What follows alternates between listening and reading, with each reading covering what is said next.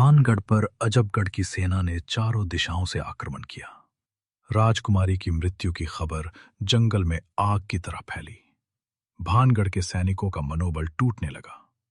ढोल की आवाजें, रणभेरी की ध्वनि, घोड़ों की टापें, तलवारों की टकराहट, सब मिलकर एक महाभयंकर दृश्य पैदा कर रही थी। भानगढ़ के सेनापति चिल्लाए, रानी के लिए लड़ो, ये धरती हमारी मां है।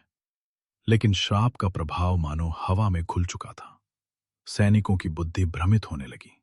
घोड़े बेकाबू हो गए, तलवारें हाथों से फिसलने लगी। अजबगढ़ की सेना ने भानगढ़ के द्वार तोड़ दिए। कुछ ही घंटों में पूरा नगर खून से लाल हो गया। युद्ध समाप्त हुआ, लेकिन इसके साथ ही भानगढ़ का अस्तित्व भी समाप्त हो गया। अगली सुबह भानगढ़ में एक भी जीवित इंसान नहीं मिला।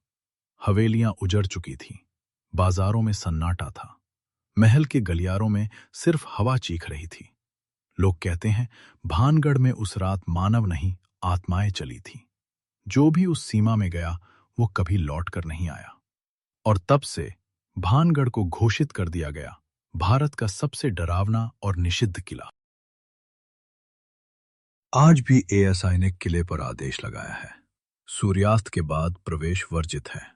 स्थानीय लोग कहते हैं रात में एक स्त्री की आवाज आती है, मुझे बचाओ, मुझे भानगढ़ वापस ले चलो। कुछ लोग दावा करते हैं कि वो रानी रत्नावती की आत्मा है। कुछ लोग तांत्रिक के श्राप को वास्तविक मानते हैं और कुछ कहते हैं कि ये सब कल्पनाएं हैं। पर सच क्या है, ये किसी को नहीं पता। सिर्फ इतना सच है कि भानगढ़ आज भी उतना ही रहस्यमयी है जितना 400 साल पहले था। हर कहानी में सत्य और कल्पना दोनों होती हैं। भानगढ़ की कथा भी शायद इसी मिश्रण से बनी है। लेकिन एक बात निश्चित है, यह कथा आज भी लोगों के दिलों में डर, रोमांच और रहस्य जगाती है। शायद कुछ कहानियां सिर्फ सुनने के लिए नहीं होती, बल्कि महसूस करने के लिए होती हैं। ये थी भानगढ़ की अमर, अंधकारमय और रहस्यमयी कहानी।